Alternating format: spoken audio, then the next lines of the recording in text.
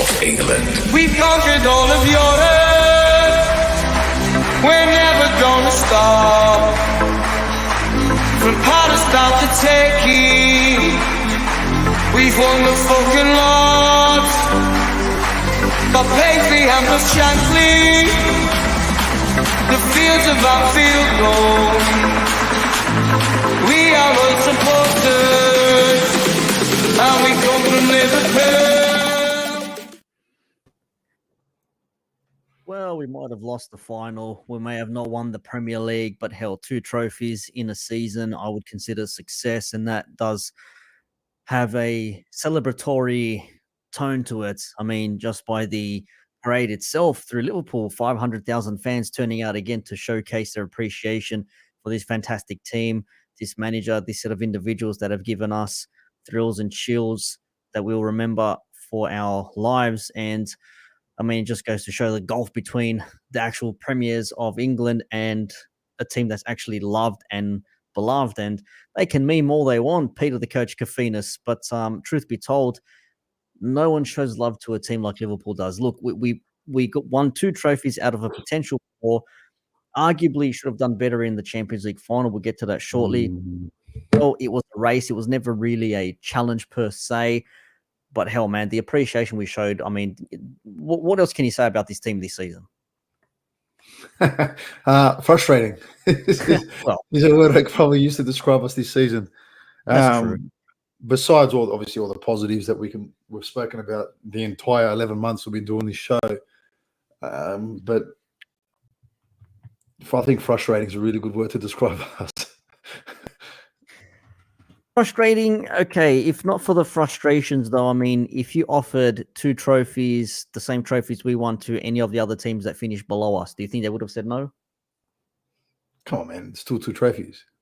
That's what I'm saying. So all I've seen so far in every single comment online, in every post or anything like that about Liverpool parade for their Carabao Cup and FA Cup, and it's like, but they lost the final and they lost the Premier League. It's like, technically we didn't lose the Premier League because we were never really touted to be in there. If we were touted as favorites, then you can say, yeah, okay, we lost it, but I still don't see us as being favorites there. Champions League, again, you can argue maybe there should have been a different outcome there, but I mean, ending up in 3 finals, winning 2 of them, and coming within a point of becoming champions of England. You ask any of those clubs below us, they will never say no to that opportunity, which is what I said on the last stream when I had my mini rant. All these clubs clowning on us when they would really love to be in our position. Yeah, look, I think that's why a lot of people have started this sort of what seems to be like a recent kind of like a collective, let's band together to go against Liverpool thing that's going on. And obviously, a lot of it has got to do with envy, and people do wish they were us. And I truly believe that. I truly believe people are jealous of Jurgen Klopp because they wanted him to be their manager. I truly believe people wish they had players like Van Dijk, Alisson, Salah. I truly believe people wish their fans created what we create. I also think the majority of it comes down to one word: identity. I think a lot of these fans, or whatever they call themselves, or whoever they are as people, I feel like they don't identify with the club they're supporting, and because they struggle with that, they kind of get upset with themselves because we identify with our club and we support our club no matter what. And I feel like these people, almost like insecure within themselves about who they're with, and like it's like, well, we don't do that. How come we don't do that? But I want to be like that. Why aren't I like that? And then they get the shits because they don't identify with their. Like, let's face it, like, you've got even some people like Arsenal fans are making comments. It's like, are you serious? You're the big, like, do you know what I mean? Like, it's, I don't know. Like, for me, I look at it as identity. These people don't identify with their club, or they don't identify what's happening within their club, so they get jealous of what's happening at our place. But I said it before, and I'll say it again. I would be jealous as well. It would definitely be, like I said in the previous stream, like all these clubs clowning on us. They lost the Premier League. They only won the FA Cup. I mean, you would want to be in the position we're in. You want to be in finals. Whether you win them or not, that's down to you on the day. But you need to be a certain way, play a certain way, have a certain standard in order to make it. I mean, No other team. I mean, we faced Chelsea twice in the two cups. Fair enough. Beat them on penalties. Some would say, oh, they didn't score a goal in either of the finals. Well, neither did Chelsea. Oh, but they won it on penalties. So because we won it on penalties, it doesn't count now all of a sudden. Like they always come up with these weird mental gymnastics of trying to delegitimize a win. Like it's a win. It's still a way to do it. And I saw someone comment on an Instagram post. It's like, okay, by that logic, then United should have theirs taken away. Chelsea should have one of theirs taken away. You should have every other penalty. Liverpool should have one taken away as well. And even then, we still have more than United and Chelsea put together. So they always come up with this new bullshit, and they love to hate us. They really do. I mean, you can just see the 500,000 turning out in Liverpool compared to the pittance for Man City, and they want to laugh at us like, but yeah, you lost the Champions League and you didn't win the Premier League. Yes, but look at what he means to the city. Look at what he means to the fans. That's what they can't get together. Arsenal fans argue amongst themselves. Liverpool fans come together and say, thank you for giving us what you've given us this season and years prior. Yeah, look, I think that's what basically sent everybody over the edge was the parade the next day, and how 500,000 people turned up to this parade after losing a final, and obviously the season on the last day. I think when people see that, like in front of everyone else's face, they say, "Oh, it's embarrassing. They're only celebrating 2 trophies." Okay, well, your team didn't win any this year, but that's fine. But and then. But I reckon when they turn off their phone or they're away from their mates and they're by themselves at home or wherever dungeon they live in, and they look on their phone and they watch it again, I reckon they say, "Fuck, why do they do this?" Or how do they do this? And it's something that I feel like they admire us secretly, away from everybody else, away from all the noise, away from social media, away from all their mates, away from all their fucking troll little cages they come from. I reckon they do secretly admire us, which is probably why they get so vocal against us. But it's for me, no amount of oil can buy you what we give you. No amount of signings can create what we create. It's just what we have is authentic. And I think that's what all these other clubs lack. It's authenticity. Yep. And Rizla says it here. Greatness is not what you accomplish, it's whatever you overcome. Liverpool have overcome so many challenges this season and throughout the last season and still remain unified. You'll never walk alone. It's that simple. I mean, it just goes to show, the bond the fans have with the team and everything else. And that's where we're going to move on to the next little bit here. Peter, in Paris, because you actually did end up going to Paris and it was a surprise, snap decision. You said, screw it, I'm going. You went with your mate. And what was it like when you arrived? Was it like, this is Liverpool, or was it still France for you? Firstly, that sounds like a porno. But in Paris. Not Hilton, by the way. Just saying. No. But to use that analogy, we definitely fucked Paris. Look, we definitely look, straight away from the second you land from the airport, you knew it was coming. The Red Sea was coming. You knew that there was a red tsunami coming to just drown Paris. And from them, because I got there the Friday morning, so I had the full day before the final, and you just see it in drips and drabs, more reds, more reds, more reds, more reds. And I'm thinking to myself, holy shit, this is only 24 hours before the game. Like, what's going to happen tomorrow? And then obviously the morning of the final comes, and we're slowly recovering from the night before. We had a good night out, and it's just red. The whole fucking place was red. And, you saw maybe 13 Madrid supporters combined. But it was literally just red. And I can't believe the city, first and foremost, wasn't prepared for what we gave them. It was not prepared for what we gave them. And I guess we're going to go into a little situation soon, but what did I see, Nick? Honestly, it was like a home match. It looked like that. Looking at social media feeds, looking at videos from the publications, from news media, etc., it did look like it was Liverpool. I mean, 50,000 in Liverpool Square again, just like we had in Kiev, just like we had in Madrid as well. It looked like it was an actual party. There was more this time. I can tell you now, there was more than Madrid this time around. I reckon the numbers are between 60 and 80,000. That's pretty much the start the Paris or whatever the hell the stadium's called.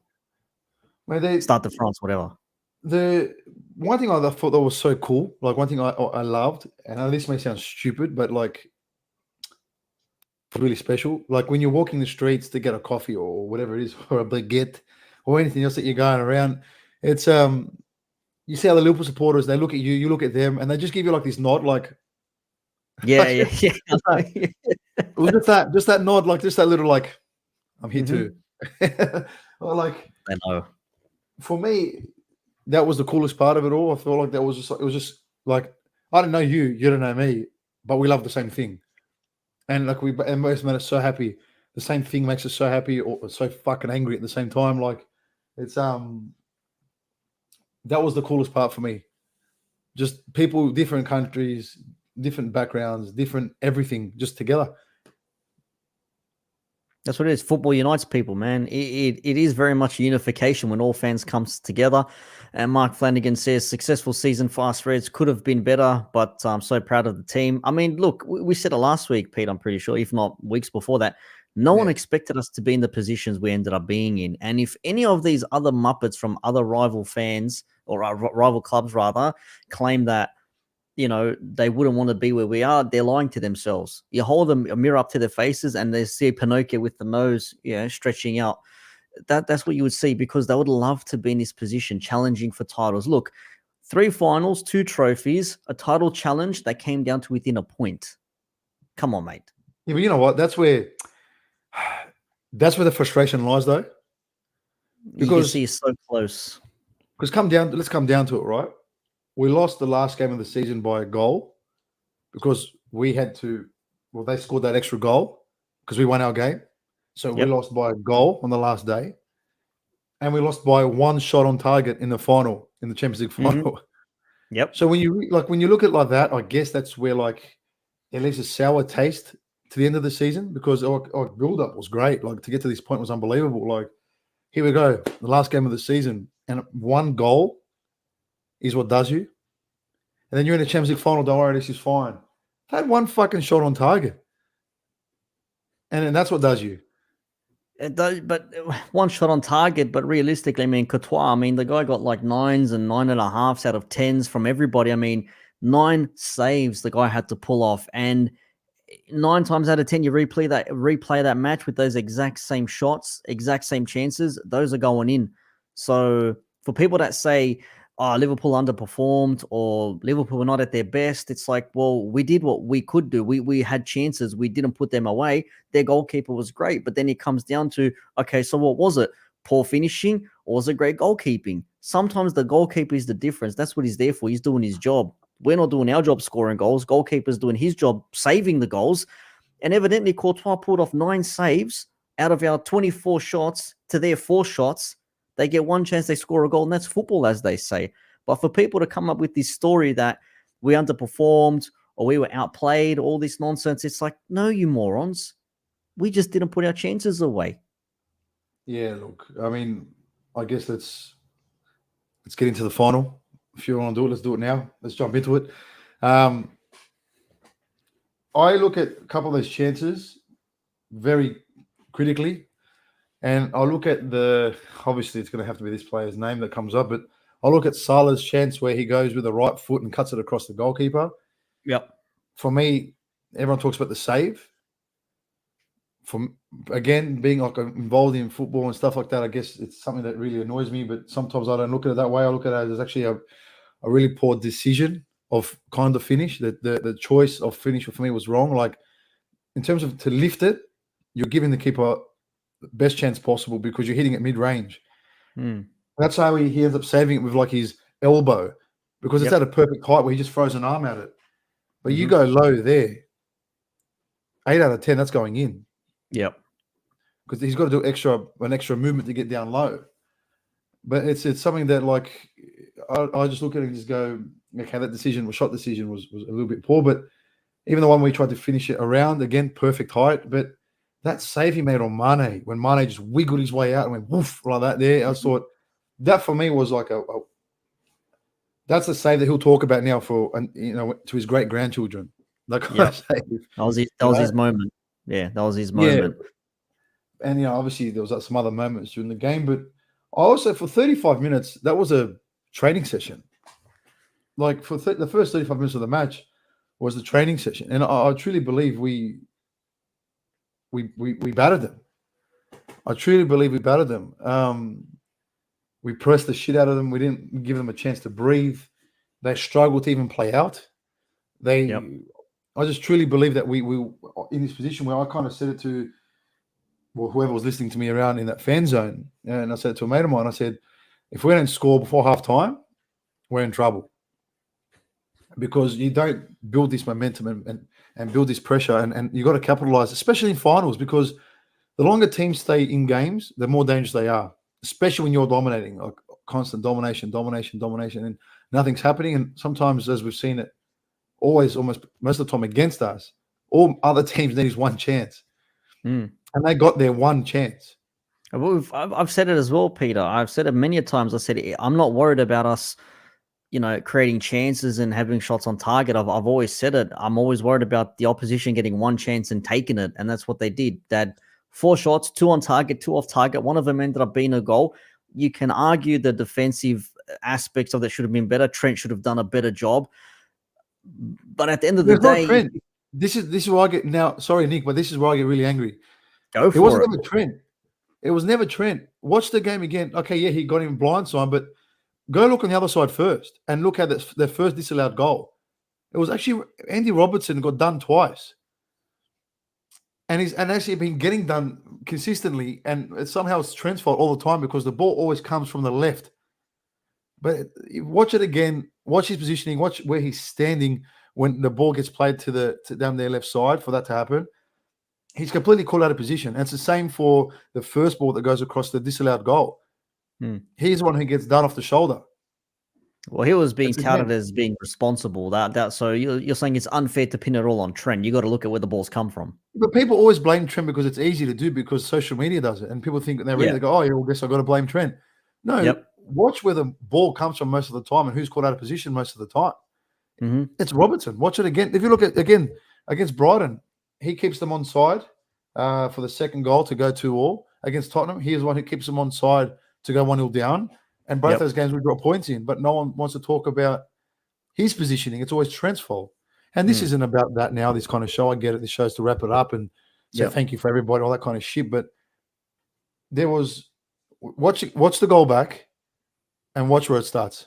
That's all I'll say. Oh, we've got someone joining us here. What's going on?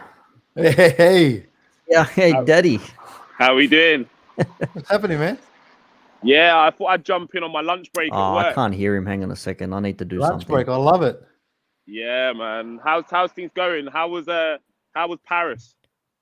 I was just saying it now. It was a unbelievable experience, man. Like everybody all together, celebrating, going crazy, and obviously we haven't got into the nitty gritty part of it all yet. We just started talking about the Champions League final, what we thought of the final. Yeah, you know what, right? Just because I'm not going to stick around for too long, I just wanted to jump on and say hey to all the viewers, and obviously thank you for your support. I know SS has jumped in as well, so shout out to SS in the chat also. So just quick one on my lunch break, but it was crazy to see Real Madrid play football like Burnley. To be fair, like Real Madrid did an absolute shithouse performance. Because at points seeing Cruyff and Modric dropping into the between the two centre backs and making a back five, that was crazy. I never expected to see that from Real Madrid. And do you know what? You almost have to give a bit of credit to Ancelotti for a bit of a tactical masterclass. But ultimately, we came up against the goalkeeper with a massive point to prove. You know, Courtois is never going to play another game like that. Even if you turn around and told him, I'm gonna kidnap your mother, and to get her back, you're gonna have to keep a clean sheet. He ain't gonna do that ever again. It was an unreal game from him. So credit where credit's due, but I'm sure we're going to talk about how we squandered some of our chances. So PK, I'll let you lead because I can see your face is ready to let rip. No, we're actually literally just finished on that one where we started talking about how some of the decision like some decision making in the final third was just off, and how he seemed a bit flat. We Yeah. seemed flat, like from the back to the midfield. I thought most of it was dominant, and then from the midfield to final third, I felt it was a just flat. Like Diaz wasn't electric. Yeah. Mane's touch was loose, even Yeah. though he was our most dangerous player. And then for me, Salah again to capitalize what he's done for the second half of this season was just missing. So what do you think? And I know SS, you've got your thoughts on this as well, because you and I have kind of spoken about it a little bit. What's going on with Salah? What's the issue? Is it the contract talks? Is it the fact that he's had a long season because of AFCON, and then the qualification for the World Cup obviously didn't go to plan? You know, what is it, man? Like, what do you think, SS? Yeah, it's a big dip in form, isn't it? I was talking a little bit about it yesterday. First half of the season, Salah and Jota on fire. And second half of the season, Mane and Diaz, I would say, probably kind of carried us over the line to the finals and to the last day of the league. So, yeah, players can lose form. You know, Mane had a bad season last year. Didn't really get the numbers we'd expect. I know we didn't have a great season, but Salah still posted the numbers. It's good to have options. So if Mane is moving on, you know, if Salah continues, maybe, you know, this kind of current goal scoring form, maybe 1 in 4, 1 in 5, because he certainly wouldn't have been top goal scorer if he'd have not got all those goals in the first half of the season. Then, you know, we do need options, and it's the case of, do we go for an Nkunku, someone that can play across the front three anywhere, or do we go for that number 9 and say, you know what, Diaz has made that left hand side his own. Salah is, you know, probably going to play 90% of the matches on the right hand side. Jota and Firmino, do we rely on them to kind of switch around in the 9, or do we go, do you know what, we need someone that's going to get goals, and look at a Nunez and just go for flat out number 9 to try and match City's signing of Haaland? I'm stuck on that one, to be fair, because I've been banging that Nkunku drum for a while. Yeah. So for me, that's the guy I want, because I feel like he's going to have like a Diaz effect where he just comes in and it's just like, oh yeah, we've had him for 5 years. This is who he is. So that's where that's where I really want that player. But I love the shouts for a traditional kind of goal scorer, because, you know, there's even the reports that Lewandowski said he's officially done out of Munich. So I can't see him. I don't know how much he'll cost, but I can't see him a bit too much. I just don't know. Other than him, obviously Darwin Nunez is a hot topic at the moment. Yeah. There's the wild card of Luka Jovic, who's on the bench at Real Madrid doing absolutely nothing. Yeah. Who's now at number 9, but for me, it's I'd rather go for the Nkunku approach. Bit of pace, something that can just cause danger all the time. Because if you look at it, I'm not bashing this player, but other than the penalty against Tottenham, has Salah scored in any of our finals? And this is the thing, you know, it's a good point you make there, and it is a worry, and it's not a worry. You know, as Liverpool fans, we've always been treated to top class forward line.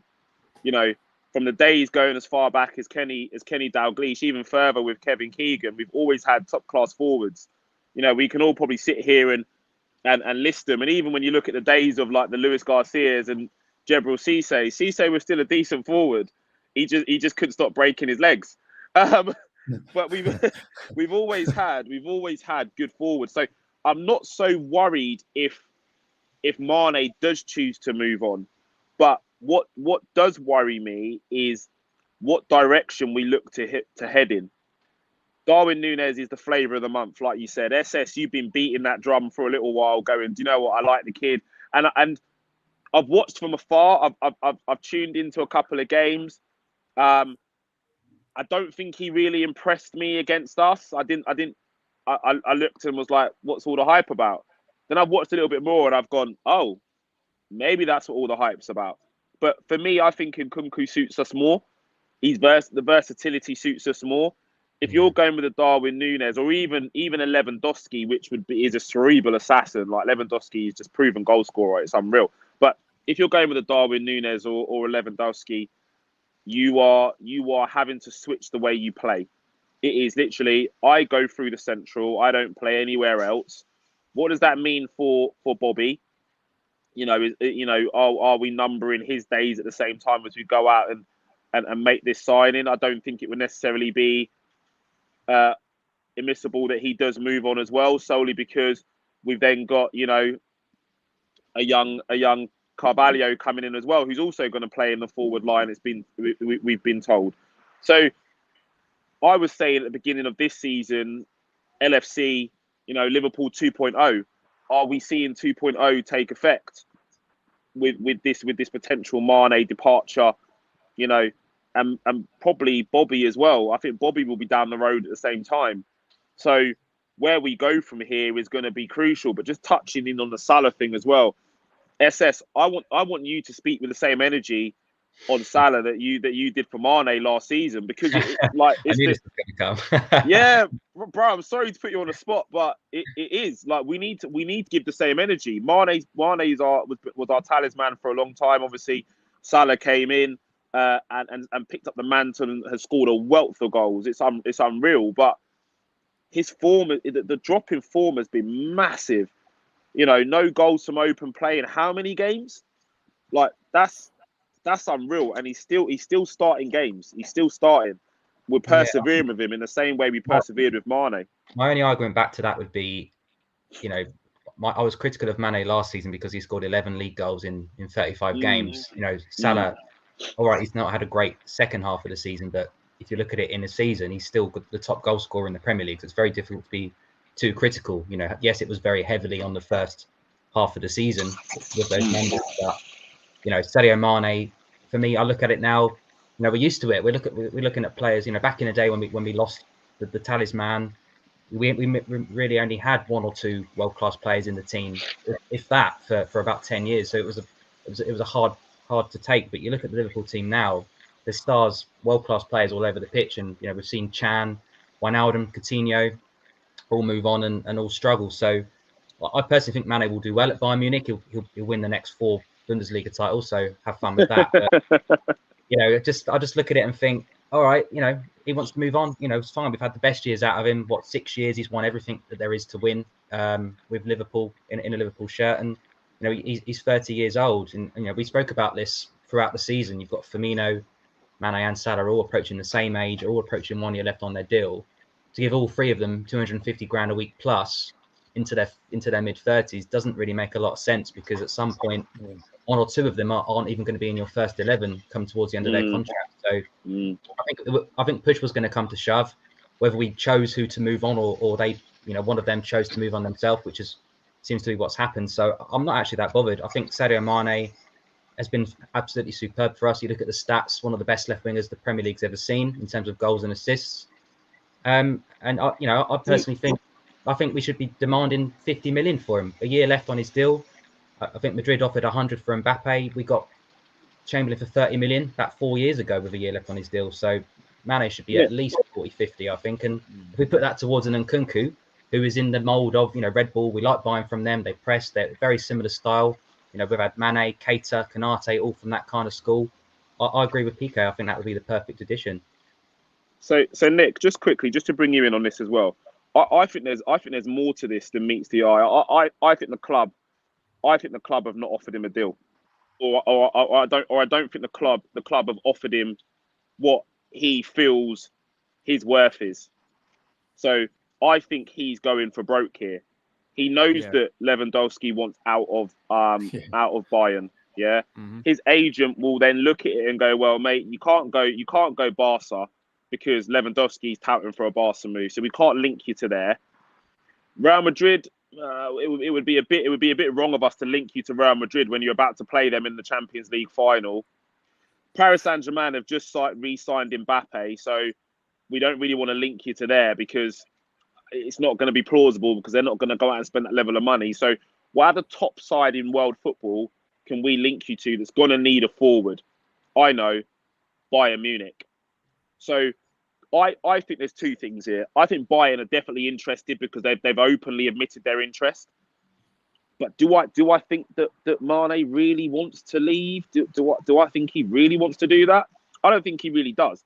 I think he's looking and thinking he's never going to have a better opportunity to compete at the highest level, which is the Prem. Let's be clear. I get it. The Bundesliga is a decent league, and yes, Bayern are guaranteed to be in the Champions League. But week in, week out, the Premier League is the highest level in world football. Let's be very, very clear. So, do I think there's a little bit of brinkmanship being played here by his agent? Yeah, I do. I think he's going for broke because he's sitting there thinking, well, Salah's been the one in the news. His contract renewal's the one that everyone's talking about. What about me? So, Nick, I mean, what's your thoughts? Do you think that the agent's playing silly beggars here and playing games? Or do you think that Mane really wants out of Liverpool? That's a tricky one there.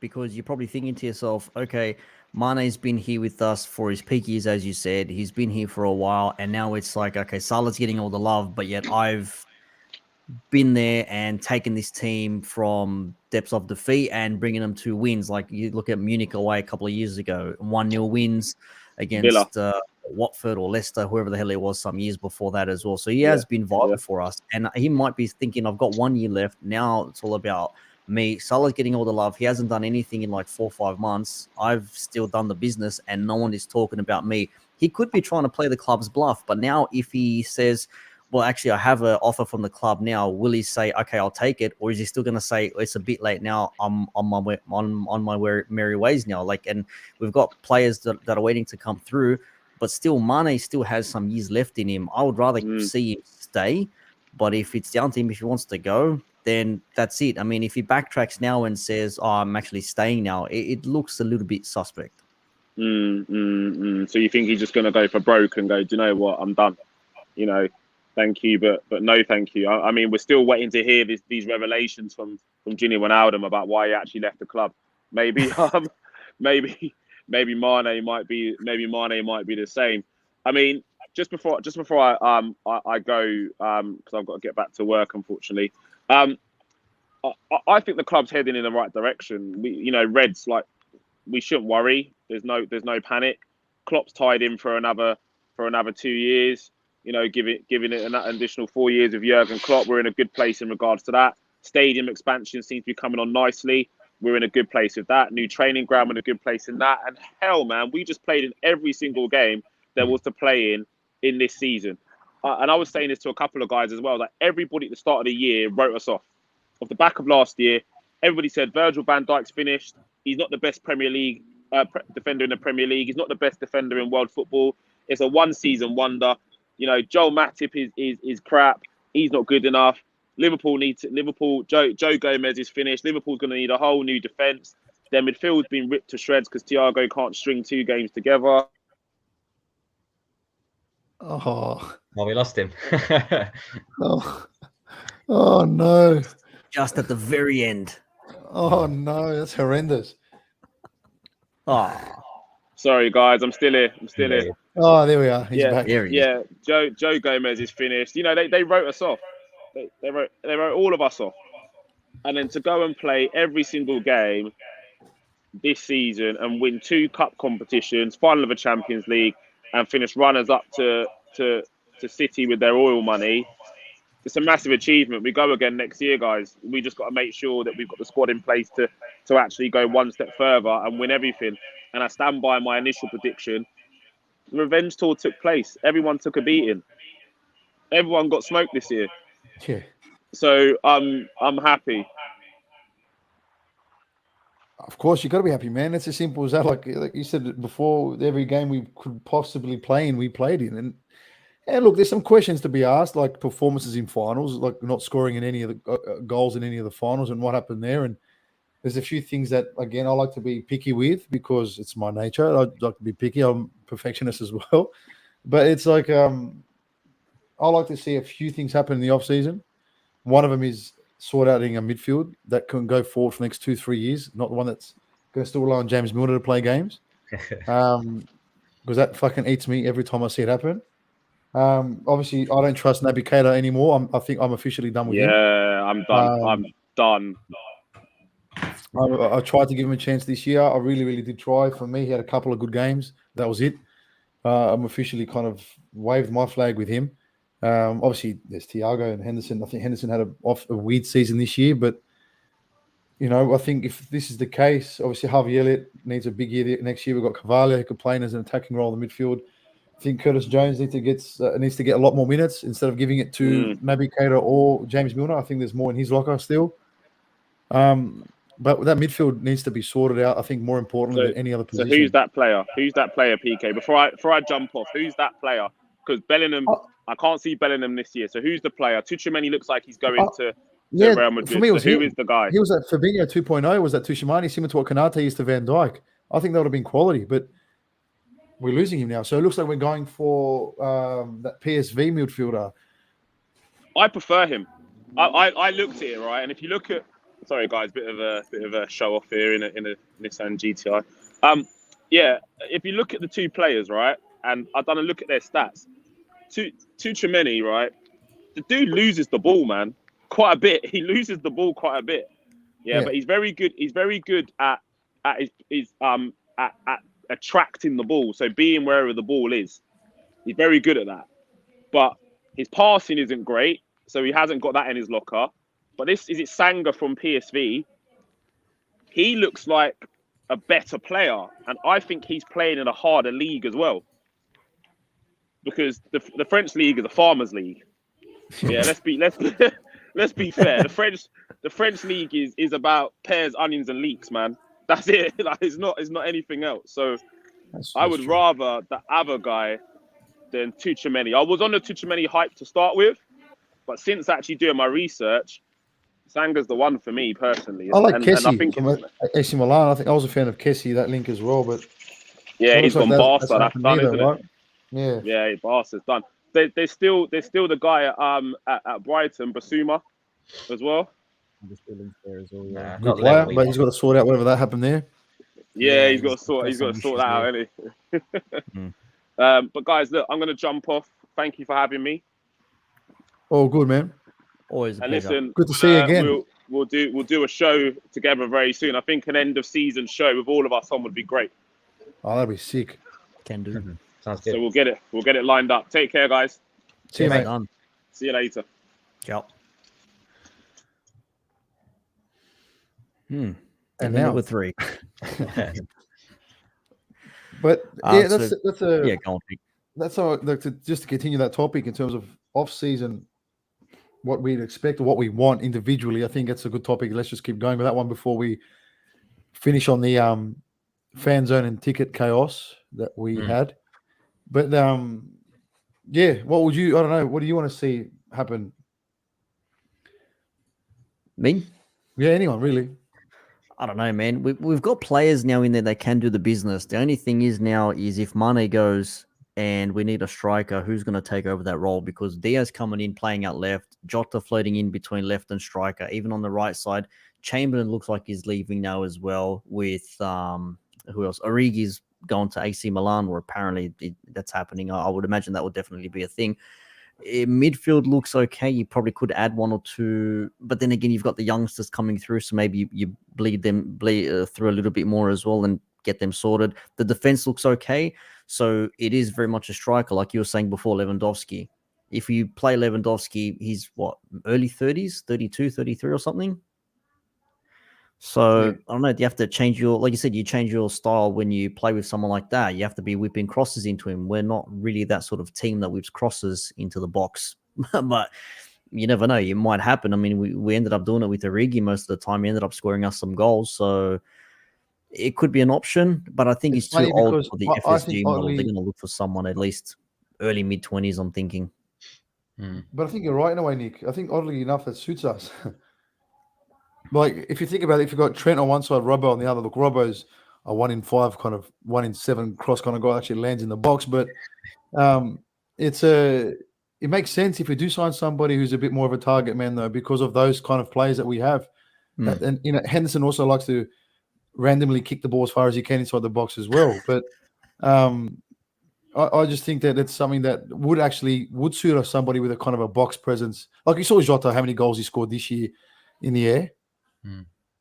I think there's something I think that has like plausible kind of effect towards. I think it's something that we could look at doing. What about you?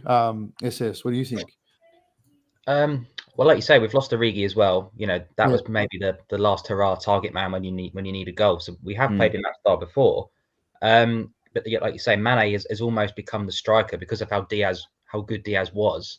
You know, that's why Jota and Firmino, second half of the season, have struggled for minutes. You know, we've often gone with Diaz, Mane, Salah, haven't we? So it depends how we want to go. Like you say, and Nkunku is one of them players where he's quite fluid. You know, you say Jota can play across the front three. You know, Salah is usually on the right. Firmino is very, very much in the 9 or in a 10 with a front 4. But I think that we've kind of changed how we play. You know, I think Firmino used to be so integral to our style. And, you know, we've seen lately he's pretty much been the 5th choice attacker out of those 5. So he's kind of dropped out the way, which means that we're really looking for goals. And you made a good point. 3 finals, no goals. You know, we could have quite easily have lost 2 penalty shootouts to Chelsea and ended up with absolutely nothing. So, you know, other than a lottery and a goalkeeper skying a goal kick and skying a penalty kick, and a Tsimikas penalty, this could have been a very, very disappointing season. So yeah, I agree. You know, Nkunku and Nunes are very different, but they are both really good goal scorers. And you know, if Origi's gone, I think Minamino has said he's probably looking for more football. Origi, Mane moves on. Firmino is in the last year of his contract. Personally, I'll be getting Nkunku and Nunes, but maybe that's a dream FIFA world. But you know, at some point we've got 5 attackers right now. I don't think without Diaz we would have done as well that we did in the final half. I think if we had Diaz for the whole season, I think we'd have won the Prem. So for me, if we've got 5 attackers and that's what it takes to be in with a shout of all 4 trophies, you need 5 attackers in the future. So I would personally have Diaz, Salah, Jota, Nunes, and Nkunku. But you know, it depends. Do we want to compete on all 4 levels for the next 5 years, or are we happy to do it like we used to? You know, have a good season here. Next year, we've not really got the squad, so we'll just focus on the big 2 again because we've ticked off the cups that we hadn't won for what 15 years or so, and 10 years for the other. So yeah, I'm quite forward thinking. You know, you look at Lewandowski, 33 for me. No, you know, we were kind of umming and ahhing, should we bring in a Thiago in his late 20s? So, you know, we need to be not short-term solutions really. You know, we're looking at Firmino and Mane and Salah is coming to the end. Yeah, Lewandowski's 3-4 years older than they are. So yeah, I like to look at like you said, the 22, 23, 24 bracket. It suits FSG. I think it's a good investment. I think Firmino and Mane probably going to be the next 2 out of that front lot to go. So those 2 coming in, I think would be really good. See, I'll be so upset if Firmino leaves. I'll be so upset. Yeah, but I think there's something, I don't know, if you look at it like this, right? Let's pretend it's Darwin Nunez. Let's just say for whatever example, it's Darwin Nunez that comes in. He's a number 9. I think he shares that role with Firmino. And Jota is the guy who does the sharing on left and right wings for Salah and Diaz. And I think that's what we end up having. If it's in Nkunku, for example, I think it's Jota and Firmino who shares that number 9 role. And I think it's Nkunku who shares that winger role with Salah and Diaz. Yeah. So I think you can actually have all of them. This is assuming that Mane is gone, by the way. But I think you could still have all of them. And I think going back to the Champions League final, there was something within me that kind of said, you've just got to start the original front 3. You've got to finish this off. Like, this is the perfect send-off for these 3 for what they've done. This is the game. You have to start all 3 of them and then bring on Diaz to fucking wreak havoc. Because Firmino would probably only had 60 minutes in him anyway. And he would have done something so much different. He would have come on and the game would have been like, all right, we've dealt with these 3 now. Now Diaz comes on the left or the center, wherever he's changing backwards and forwards, going here and there. And it's like, man, we just dealt with these guys that have been playing together for 5+ years for 60 minutes. And we have to deal with this other guy who's just a menace. But I'll say it time and time again. For whenever Firmino's played with Salah, Salah's always had top games. Like Firmino, I feel like makes Salah better, not so much Mane. I feel like Firmino makes Salah better. But if you watch the game back, I was watching the game and just screaming. I was thinking, this game screams pockets. It's screaming. It screams for. We said earlier they dropped into a back 5. Well, there's only one person I know in this squad that makes a back 5 look like they've got holes in them, and it's Firmino. I feel like that game screamed for him. And when he came on, the game was done anyway. I feel like that game was done and dusted when he came on. The second they scored, it was over. we were never going to score. And I feel like, and what we're doing with him at the moment, like, is he coming on as an attacking midfielder or is he coming on as a number 9? So what's happening there? I feel like that's also not the best thing for him. So I look at that Champions League final. I think if we started Firmino, it's a different story. It's all nice to say that now because. But even before the game, if you asked me what's your starting front three, I actually said there and then, I said I would just go with the original front three because it's the perfect send-off. All right. We got 45 minutes in. So Pete, let's talk about the main issue. Not main issue, but it's been made a main issue lately. And because you were there as well, you would have, if not you were directly involved by, you would have seen it. You would have experienced something about it. The chaos outside the gates. Now, there was talks of fake tickets being sold. There were talks of the fans not being marshaled properly. The police were all over the shop. The stadium staff didn't know what was going on. What was your account of the situation there? What did you see yourself? Firstly, SS, it was cool to meet Courtney. Yeah, great picture. Yeah, it was cool. We actually spent the entire day together with her dad and her brother as well in the group I was with. It was just cool to kind of meet the people that we speak throughout this whole year. Yeah, it was just weird to see him in person. It's like, you don't look like a little square. That's weird. but it's look, the game itself. So the issues I actually experienced with the police was actually heading into the fan zone. So for whoever's listening in the comments or eventually listens to the show, there was about 40,000 to start with, almost 50,000 at the fan park that led into the zone. And what they did was they had us all in this gigantic park, and in front of the park they had 2 police vans side by side with like a 3-meter gap in between, and they were funneling with some gates on either side, and they're funneling like 40,000 people through a 3-meter gap that led into the fan zone. And we got look at the start, it was like, okay, this is how we're going to get in. And then after about 40 minutes of still standing there, no one's moving, obviously everyone was drinking and stuff like that, and people started to get a little bit restless. And all of a sudden, the shouting started happening, and people started pushing because they wanted to get closer to the gaps, and it got really uncomfortable. Especially as you got closer towards the entry, it got really uncomfortable, and people started obviously abusing the police officers. And look, I was one of them because there was enough gates to get us all in. All we have to do was move gates and create another few, and then we all go in nice and safe, getting pat down, whatever it was. But what they did wasn't safe by funneling 40,000 people with kids, people that walk. I had a guy next to me literally with crutches, just all funneling into this little gate. And I feel like for me, I just straight away these fuckwits, they know exactly what they're doing. And their police officers were standing, smiling at us. One brought out a video camera and started filming us. And I don't know why they were filming us, but I'm talking like a proper video camera, not like a phone. I'll probably just start antagonizing, or maybe even just record the situation itself, because they would have used it for training or for evidence if something happened. I've seen it here in Australia. Pete, you've seen it as well in the A-League when active fans there, cops just record them just looking for something. And look, and then that automatically for me just screamed alarm bells. Like, this is not good. Anyway, so we eventually get to the fan park, and that was fine, by the way. I think 60,000 of us just. There were bodies on the floor come full time. People passed out. It was absolute carnage. But great vibe, great atmosphere. There was a drone flying over. Jamie Webster was unreal, and that was all great. But after the game, some trouble. Security police, whatever you want to call them, came to the fan zone and started pepper spraying fans because they wanted them to get out of the area. And it was only 15 meters away from me. We avoided it, luckily, but we saw it. They came to the fan zone and actually started pepper spraying at the fan zone for some reason. I don't know why, but they did. And obviously there were some locals there, French locals, who started some trouble after the match. I saw a group of 5 or 6 of them approach a smaller group of Liverpool fans and try and antagonize them to start a fight. And I saw that multiple times on my walk back. A lot of robbers, a lot of pickpocketers, a lot of little hooligans running around trying to start trouble, which I didn't like at all. It's just, why do that? But the police were nowhere to be seen at these moments. They're only around the Liverpool fans. But as for the stadium thing, I didn't know anybody personally that got involved in what happened there. because I've seen videos, I've read almost everything. I watched the Sky News stuff that they dropped. I've seen all these things. Actually, it's funny enough. I actually met somebody who came back to the fan zone in the 50th minute, who was meant to be at the stadium, had a real ticket. And they knocked him back. He couldn't get through. Oh, wow.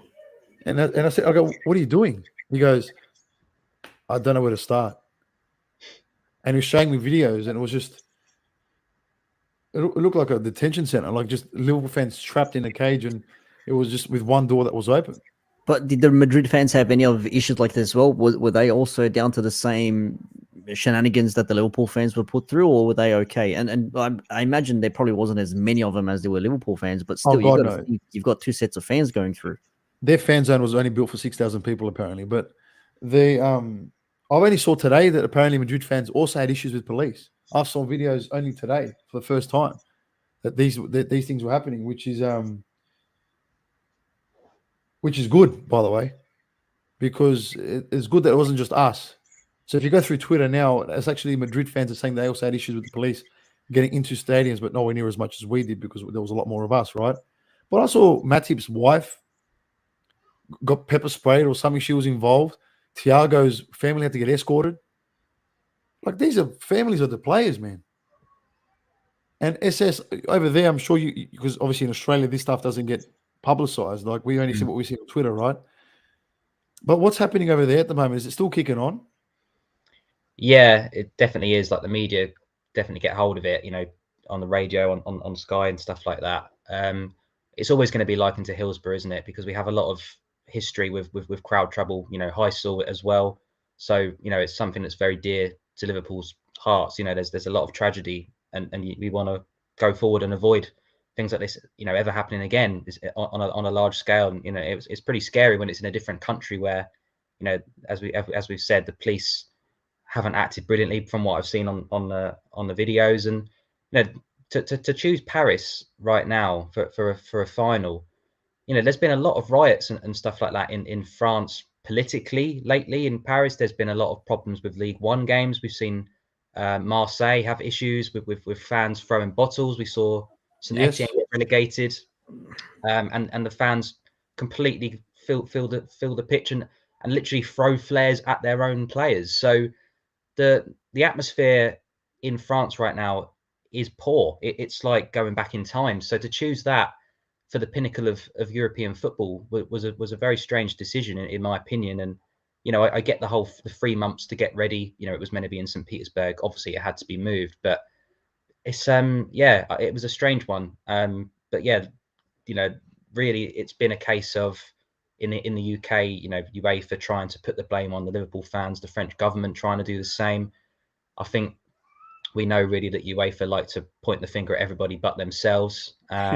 And so that, you know, you've got real French officials coming out and kind of siding with UEFA and vice versa, trying to put it onto the fans. But, you know, the damning evidence, like you say, you know, the videos on Twitter, people calling up talk shows that were there, you know, yourself, PK, you know, you've got your own version of events, which, you know, you're just telling the truth of what happened. You know, everybody's story I've heard is very, very similar. You know, we've heard there's 40,000 fake tickets, which I find quite hard to believe.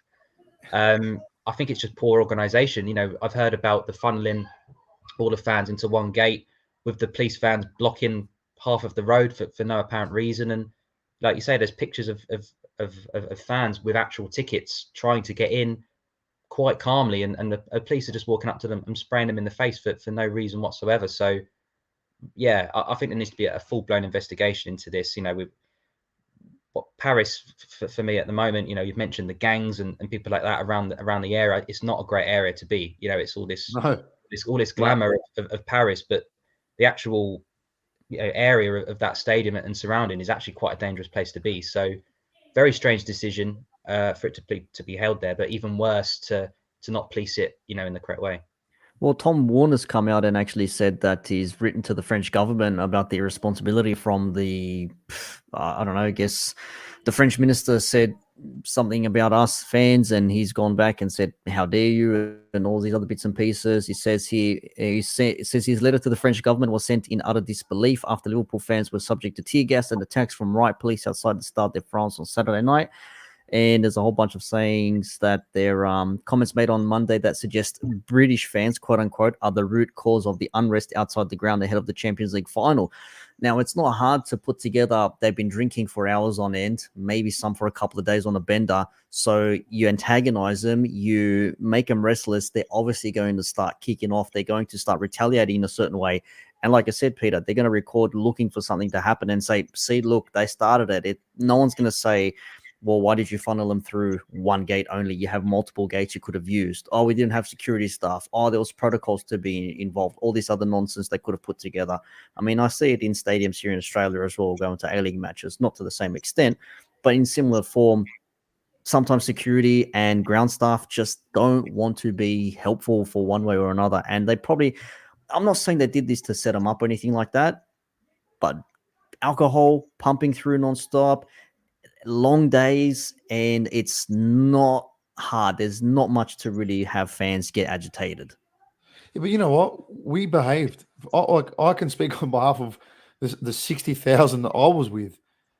There was it was just like 60,000 people were mates. And there was no issues at the fan park, was there? Not one. Not one. And I'm telling you, man, even if the 12 hours we were in this fan zone, for 12 hours, by the way, from 1 till 11, we were in there, whatever it was. We were there for an entire time. And I'm telling you, I didn't see one issue. Not one. The only time I saw issues was getting in because of the police and after because of the locals. But everything else in between, I never saw a single thing. Even during the day, I saw Madrid fans taking pictures with Liverpool fans under the Eiffel Tower. I fucking saw it. Do you know what I mean? There was no issues whatsoever. I mean, I had a bloke next to me on my shoulders at one point. I didn't know who he was. We didn't start fighting each other. You know what I mean? There was no issues there. It was somebody needed a drink. I didn't want my beer. I gave him it. Thanks, man. He's €5. I don't want your €5. But everybody was together. And that's something. And I went to Basel for the UEFA Cup final, and I saw the same thing. I've been to Anfield 100 times. I've seen it. We don't, from what I know, and I don't speak on behalf of all the Liverpool fans, of course, but we don't cause trouble. We're not that kind of fan base. Yeah, there's an individual here and there, but I've never seen it in my fucking time. The individuals everywhere, man. You can't help that. Sometimes it's the hive mind mentality, though, when one person's done it, therefore everyone has done it. And we know what the media is like with this sort of stuff. They'll blow things out of proportion. They'll use it to spin a narrative. Oh, look, Liverpool fans were this and that and blah, blah, blah. But even the pundits have come out and said it was very poor form. We apologize to all Liverpool fans. Sorry, Liverpool FC, like Julian Laurens. We had other pundits talking on, like you said, Sky, BBC, all these other places were saying wow, the Stade de France stuff, what were they doing? What were the police doing? And they can say they're done wrong, but are they going to face any repercussions? Probably not. No chance. No, the only thing that happened is that next year we'll get a group of death again. And then every hard team after that will be, I'm sure that we're going to get every single game until the final again. Well, funny, they said, they had an easy group to get out with. It's really? Do you not see who was in our group? Seriously? Yeah. Next year will be worse. Next year we're going to get the Harlem Globetrotters. We're going to get we're going to get the FIFA World 11 from the fucking PlayStation game, and we're going to get the German national team. Don't ask me how, but we'll get them. We just know it's going to happen. But it's bring them on. We're going to get the Detroit Pistons of the 80s. Fucking bring them on. I don't care. I don't care who we get. Bring them all on next year. And I hope to God we have that mentality where it's just I hope this doesn't hurt us. I hope this doesn't hurt us. I hope this actually just gives us another push that we need to come back and start. I think it's time to adopt the bad guy mentality. Just adopt it. If everyone wants us to be the bad guy, fine. Let's be the bad guy. Stop trying to be the nice guy all the time now. And let's actually say it. Well, you're jealous of us, so fuck you. Yeah. And give us who you can. I don't care who you give us. I'll take him on too. That's a fair point. Because you say to yourself, we've been the nice guys, we've been the fair play winners and recipients and all that sort of stuff. And now it's okay, well, you hate us when we're nice and polite. you hate us in any case, so why not? Let's give you guys a reason to hate us in that Like, sense. I'm ready to be the bad guy. I'm ready to be the bad guy. Fuck, I'm so ready. Like, I can't wait. Like, We've this had is our for me, redemption. We've had the face. Now we're going back to the heel turn. No, what do you think, SS? Do you think it's something that we haven't done in a long time, right?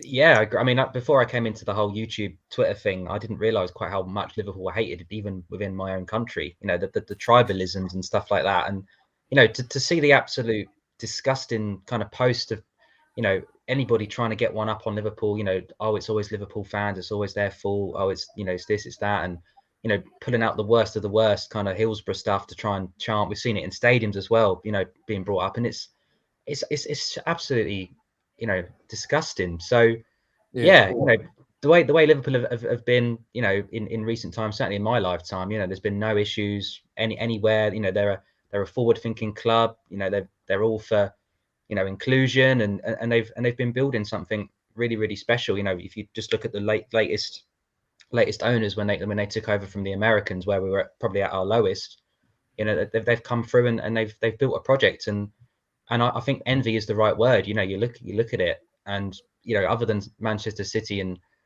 you know, maybe Chelsea to an extent, who have just absolutely pumped money in, and you know, owners that will write off billions of pounds of debt, and it's fine. You know, no other club can do that. And the blueprint that Liverpool have done, or the red print, if you like, you know, it's fantastic to see that.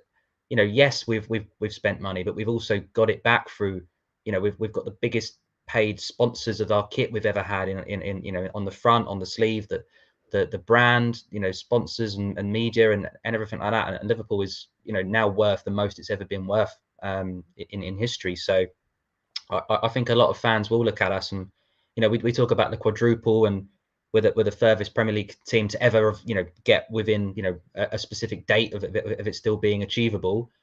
You come home with 2 trophies, and you know, fans of Manchester United and Arsenal start to try and kind of, you know, rip into you about not winning the 4. Where's your quadruple? And you think, hang on a minute, let's kind of compare where we are as clubs. So no, I'm very, very proud to be a Liverpool fan. Yes, I'm not from Liverpool itself, but you know, it's a family. It doesn't matter where you're from. You buy into the, you know, the idea of that club, the belief, how it makes you feel, and you know, you feel at home because, you know, Liverpool have that kind of outlook on life that I think every Liverpool fan does. You know, you want special moments, you want togetherness. You know, Liverpool necessarily haven't been the most successful team in my lifetime, but you know, every time they did win something, it was truly sensational. You know, 05, 06, you know, we were in those ridiculously good moments. So, and now we're at our most successful, and I want this club to bring home the trophies that it deserves. And you know, all right, we only got the 2 this year, and it wasn't the 2 we wanted, but you know, God, you look at the trophies that people have won, and you know, there's half the squad haven't even lost a game at Anfield yet. You know, I think Van Dijk is one that's never even lost at home. Konate, I think that was the first match he ever lost as a Liverpool player in that Champions League final. So yeah, I personally, I think if we get the summer recruitment right, I think midfield definitely is one to look at, with Hendo and Thiago hitting that kind of age. Milner should really be become a coach or moved on and brought back. And you know, the likes of Jones and Elliott aren't quite there yet in terms of first 11. So I think that's to be looked at. But yeah, onwards and upwards for this team and this club. And yeah, the manager is here for another 4 years. So long may it continue. Not a bad end to a season then, I guess. Absolutely. Well, the loss aside, and the obviously the Premier League by a point. But like I said, I'll say it again. All these clubs, the fans, they want to make fun of us. Oh, you lost the Champions League. Oh, you came so close to the Premier League, but you're still not there. It's like, yeah, but we were there. You were nowhere near it. And you'd love to be in finals. And like I say, you got to be in the finals in order to have a chance to win it. So you can't be, it's like Chris Brown, you know, how can he hate from outside of the club? You can't even get in at the moment. So we were there. We know what it's like. That's why we're here enjoying the moment. Isn't that right, Peter? One of the funniest things I've read, and a bit of swearing and stuff going on here, but that's funny because it's like, that's like taking the piss out of your mates for, what do you say, having sex with 2 out of the 4 Minx girls and fingering the other 2. Yeah, exactly. You make it, but you didn't get all 4 of them. I got more than what you did. So what are you complaining about? When I read that, I found that quite funny. It's just like, yeah, you wouldn't actually make fun of your mate for doing that. So yeah. Aren't they one of Chamberlain's misses? Yeah. Oof. Yeah, well, she's from Newcastle, so maybe that's a potential link. He might go up there.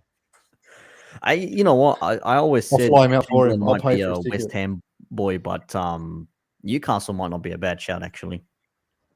Yeah. Anyways, any final words? We've gone past the hour mark, Peter. It is 6 past the hour of 10 for us on this Tuesday evening, as you would know. It is what, lunchtime over there? Yeah, we've just gone 1 p.m. Perfect. here. Look at that. Got the whole Rest of the afternoon day. ahead. Any final words from you, Peter? We'll be back. we'll be back. 100%. And the Southern Scouser for yourself as well. Any final words for the season? No, thanks for having me on. Sorry it took the whole season for me to come on one of your videos, but I'm off this week, so usually I'd be in the middle of work.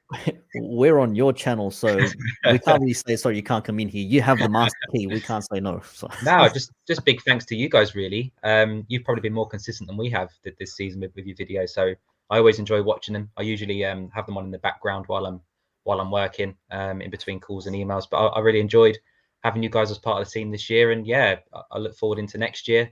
You know, following this great team, and yeah, hopefully we'll have more crossovers as we go. But yeah, no, great stuff, and long may it continue. Fantastic. And of Love course, you can follow us on the socials at Red Sea Down Under and the Red Sea Pod for the main account. So there is still plenty to come. I mean, there might be some off-season bits and pieces. You never know. We do have friendlies coming up in July before the season starts again.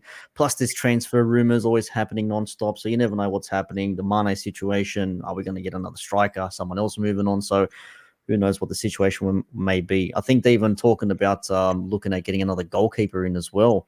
Who was it that they mentioned? I saw it the other day and I can't remember who it was. Ben Foster? No, get out of here. It was like a decent goalkeeper, and I'm trying to remember who the hell was it now. I can't remember. It's going to eat at me, but I'm sure I'll find it on some random Instagram post. But from us at the Red Sea Down Under and the Red Sea Pod, thank you for watching. Maybe not the ending we wanted, but it is the ending that we got, and be thankful that you actually got something decent at least. So with that, we play the outro, and we'll catch you next time. Tell the world we are Liverpool, champions of England. We've conquered all of Europe.